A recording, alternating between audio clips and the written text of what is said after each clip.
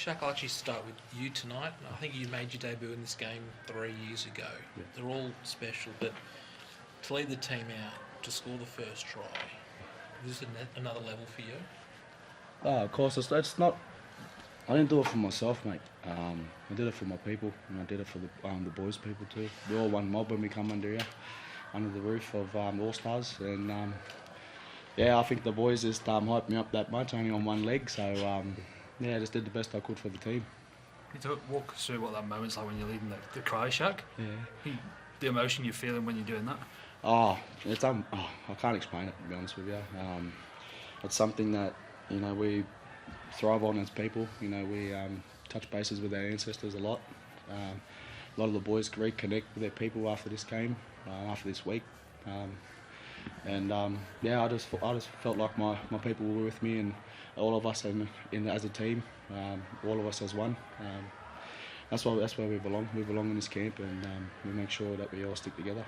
Josh, can you just tell us, I suppose, what it meant to you? You spoke there at the end of the game, but I think it was the game in Melbourne that you got a call up into the team, and you may not have played in an NRL match before then.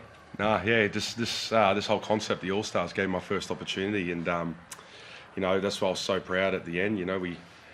We had this. We had a lot of young debutants tonight, and just like my situation back in 2019, I never played NRL before this game, and I probably had a bit of self-doubt about myself. I was in the NRL system for a few years, and I guess coaches probably don't think maybe he does, maybe he doesn't have it, and this game gave me that opportunity, and now 6-7 years later, I get the co-captain the side with Big Shaq. So there's a lot of young fellas out there that a lot of people wouldn't have known their name before tonight, but I bet you they bloody well know them now. So like what I may mention out there before too. We talked about what's happening in New Zealand with their treaty. The very first camp I came in, we made a decision not to sing the national anthem because of how people felt and their struggles they were going through.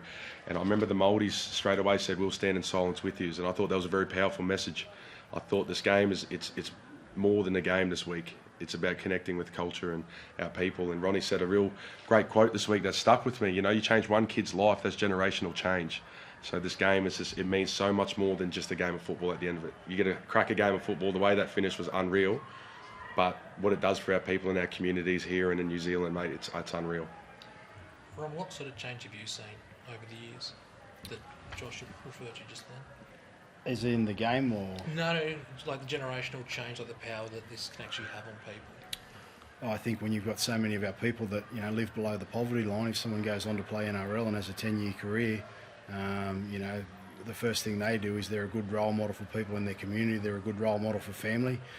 So you get people that then go on to higher education, or some of the other family members go on to be able to play sport at an elite level. One role model within a family, or one role model within our culture, has the ability to affect generational change and really change the landscape for families and communities. I don't want to single anyone out, but Brent Naden probably didn't have the year he wanted last year.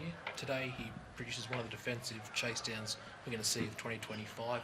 Can I ask what you've seen from him this week, and just speak a bit about that moment? I think 2 years ago when we were in Rotorua, Nato was immense for us then. One thing he brings every week is just passionate about the game.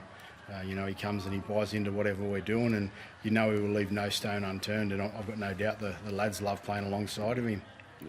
Well, he just came at the right time of year. Like, it's pretty sticky, humid night. I imagine the lads are blowing first game back of the season. Like, imagine how good this contest could be back end of the year. Where do you think it fits best? Well, I don't think there's a perfect answer. The players at the end of the day, if they don't get to play, if they play representative football, they get a late start to the year, they get limited minutes tonight, or clubs are, they're reluctant to release their commodity, or for want of a better term. But one thing this game at the start of the year does is there's nothing else on. There's no major sporting events.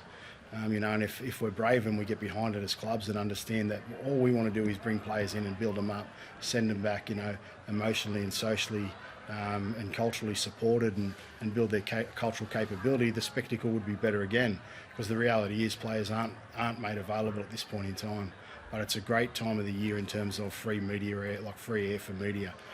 That being said, I'm not a player, so I don't get to play all year and then put their bodies through what they do, but I also am an advocate for development and growth of the game. At this point in time, since I've started coaching, there's been a decline in Aboriginal and Torres Strait Islander players that are playing at the elite level. So I think that, we need to look at the pathway systems of 16s and 18s or 18s and 20s, whatever it is, that lead into the All Stars. It needs to be like a 3-week tournament at the back end of the year where we might be playing against the second tier nations. We might be playing in a lead up to a World Cup to get teams ready. At the end of the day, we've got guys there that need to be in the shop front window playing representative football.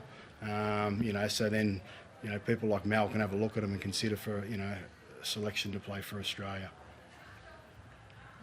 10 debutants. Was there anyone that seemed more comfortable out there, or anyone that surprised you, or they all played well, but was there anyone that you were particularly impressed with? I might just throw to one of the boys and then I'll come back to it. What did you think?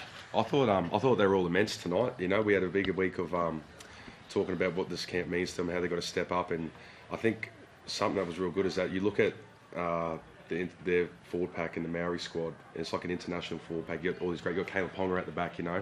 Like I said before, a lot of young kids hadn't played NRL. They've only played maybe 1 or 2 games as well. These young debutants. So I think they really stood up tonight. I can't single anyone out. I would like to give my roommate Stevie, Sykesy, Big Jacob Sykes, a shout out.